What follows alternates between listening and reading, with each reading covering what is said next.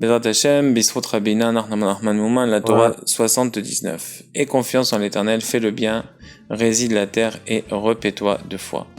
Oui, qu'est-ce qu'elles sont belles les Torahs de Rabbi Nachman, elles sont toujours appropriées, au moment et à l'heure et à tout. Alors voici la règle, tout homme doit veiller que de son côté, il n'occasionne pas un empêchement à la venue du Messie. Autrement dit, il devra accomplir un repentir complet et réparer ses actes. Chacun des justes, si c'est un juste de vérité, a en lui un dévoilement du Messie. Et même s'il n'a pas en lui un dévoilement du Messie, il se trouve en lui une dimension du Messie, qui est Moshe, comme il est écrit dans le Saint Zohar, le Messie c'est Moshe, comme je l'expliquerai. Alors, voilà. En effet, Moshe donna sa vie à Israël, car il était conscient de son insignifiance et connaissait l'importance et la grandeur d'Israël. Comme il est écrit, l'homme Moshe était le plus humble de tous les hommes. C'est pourquoi il donna sa vie et son sang pour eux. Ainsi, celui qui est un juste authentique, conscient de son insignifiance et connaissant l'importance d'Israël, est capable de donner sa vie pour eux. Or, à quel moment peut-il voir son insignifiance? Le Shabbat.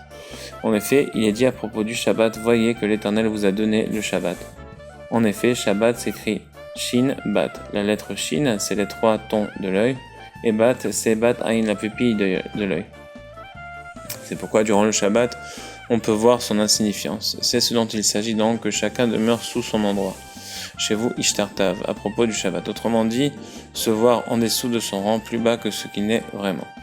Tout du moins, que nul ne quitte sa place, c'est-à-dire au-dessus de son niveau, comme celui qui agit comme Zimri et réclame une récompense comme Pinchas. Quand peut-on voir son insignifiance pendant Shabbat? Lorsqu'on effectue un repentir total qui évoque le Shabbat. Comme il est écrit, tu retrouveras Meshavta jusqu'à l'Éternel ton Dieu, Ad Hashem Elokecha, où les lettres de l'un Shabbat sont les lettres de l'autre Teshuva, repentir. C'est pour ça aussi que je crois que le Harizal dit qu'au moment du Kiddush du vendredi soir, c'est vraiment un moment où est-ce qu'il faut tous penser à la mitzvah du repentir et qu'on se repent dans nos cœurs au moment du Kiddush du vendredi soir. C'est très important. Nous distinguons 2 formes de repentir. La première se caractérise ainsi, certains se livrent aux affaires et participent aux vanités de ce monde, et au beau milieu, une pensée de repentir leur vient à l'esprit, mais ils retournent ensuite à leur sujet premier. Ceci s'apparente à les créatures couraient et revenaient. Il n'a pas d'apaisement. En effet, tantôt il est impur, tantôt il est pur, cachère, puis non cachère, permis, puis interdit. Il s'agit là de la dimension des 6 jours de la semaine. Quant au repentir complet, il correspond au Shabbat, qui porte en lui l'apaisement. En effet, lorsque Shabbat vient, l'apaisement vient. Il y a un apaisement en tout, et le mal est totalement repoussé. Et sache-le assurément, que le repentir complet relève du Shabbat, car il est rapporté dans le Midrash Rabbah, Adam rencontra Caïn, et il lui demanda quelle était la sentence à ton sujet. Il lui répondit qu'il s'était repenti. Adam dit alors, s'il en est ainsi, le pouvoir du repentir est très puissant. Il entonna alors hymne en l'honneur du jour du Shabbat. A priori, y aurait-il un rapport entre le repentir et le Shabbat? Mais selon ce que nous affirmons, le sens est parfaitement clair. En effet, lorsque l'on effectue un repentir complet, le mal disparaît totalement, de telle sorte que l'on trouve l'apaisement. Ceci correspond à la dimension du Shabbat. Il s'agit aussi des dimensions de Shaddai et de Matat que représente Shaddai, car il a dit Dai, car il a dit Dai assez à son monde. Il en va de la même manière pour la dimension de Shabbat, comme l'indique le verset, l'Éternel cessa, se reposa au 7e jour de toute son œuvre. Et c'est alors qu'il dit suffit. Quant à la dimension de Matat, elle correspond également à celle de Shaddai, comme on sait, tel que le rapporte le Saint Zohar, à propos du verset, l'Éternel Dieu prit l'homme et l'établit dans le jardin d'Éden pour le servir et le garder. Que voici, il prit. D'où le prit-il? Il le prit de ces 4 éléments. Lorsqu'il se repentit et se consacra à la Torah. Le saint béni soit-il, le sortit de là. À son sujet, il est dit, de là, il se séparait. Il sépara son âme, son nefesh, la partie basse et matérielle de l'âme, de ses tentations pour le servir, qui fait référence au commandement positif, et le garder, qui fait référence au commandement négatif. S'il enfreint la Torah, il boira des eaux amères de l'arbre du mal, qui est le mauvais penchant. Mais s'il se repent, à son sujet, il est dit, Dieu lui montrera un arbre. Il s'agit de la vie de l'arbre de la vie pour lequel les eaux s'adoucirent. Ceci évoque Moshe et Messie, pour lequel il est dit, le bâton maté de Dieu Elohim dans sa main. Le bâton maté représente Matat d'un côté la vie et d'un côté la mort. Fin de la citation. Et ceci correspond à ce que nous avons expliqué lorsque l'on effectue un repentir complet, qu'on repousse totalement le mal jusqu'à transformer totalement bien. Ceci correspond à Moshe Messie au sujet duquel il est dit le bâton de Dieu dans ma main, c'est-à-dire qu'il avait le pouvoir d'inverser le mal en bien. Revenons à le bâton maté représente Matat d'un côté la vie et d'un côté la mort. Matat correspond à la Mishnah, les 6 jours de la semaine correspondant aux 6 ordres de la Mishnah, englobant les 6 aspects, kasher et non kasher, impur et pur, permis et interdit. C'est donc ce qui caractérise le repentir de celui qui ne s'est pas encore investi au service du Créateur, béni soit-il. Son repentir n'est pas encore entier.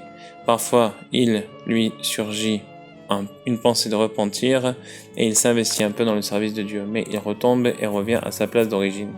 Puis, il s'éveille à nouveau puis retombe. C'est ainsi qu'à chaque fois, il change de bien en mal et de mal en bien. Un tel repentir relève de la dimension des 6 jours de la semaine, de l'ordre de kasher et non kasher. En effet, cet homme lui aussi parfois kasher et parfois non kasher, parfois impur et parfois pur. Il ne connaît pas l'apaisement. Par contre, l'accomplissement de repentir complet correspond au Shabbat, comme nous l'avons expliqué. Ce qui relève de Moshe Messie, dont l'aptitude était d'inverser le mal en bien et de repousser définitivement le mal. C'est la raison, la dimension de Shaddai qui permet un apaisement total. En outre, donc Shaddai, c'est aussi le contentement qui a dit à son monde c'est tout. Et c'est aussi un aspect de contentement comme on l'a vu ailleurs. Et aussi l'aspect du Shabbat, la satiété, l'œil, les 3 parties de l'œil, Shin de Shabbat, etc. En outre, la dimension de Matat équivaut également à celle de Shaddai. Car bien que nous ayons affirmé que la dimension de Matat correspond à la Mishnah, ceci est vrai lors des jours de la semaine. Mais lorsque vient le Shabbat, vient l'apaisement, et il cessa, se reposa de toute son œuvre. Ceci correspond à Shaddai, car Matat est alors inclus dans Shaddai.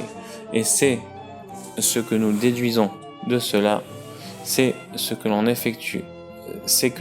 Lorsqu'on effectue un repentir total de l'ordre du Shabbat, comme nous l'avons dit, alors on peut voir son état d'insignifiance. C'est ce dont il s'agit dans le verset du début, et confiance Betar Bachem, et confiance en l'Éternel, au sens de calme et sécurité Betar Batouar. Lorsque l'on connaît un apaisement en tout, fait le bien signifie que le mal est inversé en bien absolu, il réside la terre, il s'agit de l'âme comme il est écrit mon âme comme la terre, c'est-à-dire que l'âme connaît l'apaisement puisqu'il aura effectué un repentir complet. Ainsi, lorsque l'on effectue un repentir parfait, il s'agit là de la dimension du Shabbat, qui lui permet de distinguer sa propre insignifiance, ainsi que l'importance de la grandeur d'Israël. Et c'est ce dont il s'agit dans « Et repais-toi deux fois, Ouré et Ouraé », pas Ouré, Ouraé et Mouna. On pourrait ainsi dire, comme le berger fidèle, Rayam et Mana, capable de donner sa vie. On pourrait ainsi être comme le berger fidèle Rayam et Mana, capable de donner sa vie pour Israël. En rapport avec ce qui précède concernant la dimension d'insignifiance, correspondant à que chacun demeure à son endroit, qui consiste à se considérer vraiment inférieur, plus bas que son endroit et son rang, j'ai par la suite entendu en son nom que son souvenir soit une bénédiction sur ce sujet. Par le fait de mériter de voir son insignifiance véritablement, plus personne ne pourra le faire sortir ni le repousser de sa place, c'est-à-dire le déposséder de sa subsistance, à Dieu ne plaise. En effet, puisqu'il est humble et insignifiant véritablement, il est alors néant, et donc ne dépendant absolument plus d'une place quelconque. Il est donc certain que nul n'est en mesure de le déloger de sa place dans ce cas-là. C'est ce dont il s'agit donc que chacun demeure à son endroit, que nul ne quitte sa place. Autrement dit, de par le fait d'arriver à l'effacement, comme donc que chacun demeure à son endroit, et en se considérant toujours inférieur, plus bas que son endroit et que son rang, et ainsi que nul ne quitte sa place, aucun homme ne pourra le déloger de sa place, autrement dit le repousser de sa subsistance, à Dieu ne plaise. Ceci concorde avec l'affirmation de nos maîtres de mémoire bénis, toute personne qui empiète sur l'affaire de son prochain, c'est comme s'il avait souillé une femme mariée. En effet, puisqu'il empiète l'affaire de son prochain, et souhaite ainsi le déloger de sa place et de sa subsistance, il en découle qu'il désire porter atteinte à la dimension d'effacement, correspondant à que chacun demeure à son endroit, C'est la raison pour laquelle il est considéré comme s'il avait souillé une femme mariée, car le terme femme Eshet forme les initiales de que chacun demeure à son endroit. Chez vous, Ishtartav, donc il fait aussi Eshet. Autrement dit, il porte atteinte à la dimension d'humilité et d'effacement de l'ordre de que chacun demeure à son endroit, grâce à laquelle ne quitte pas sa place. Baruch Adonai l'Olam, Amen, Ve Amen.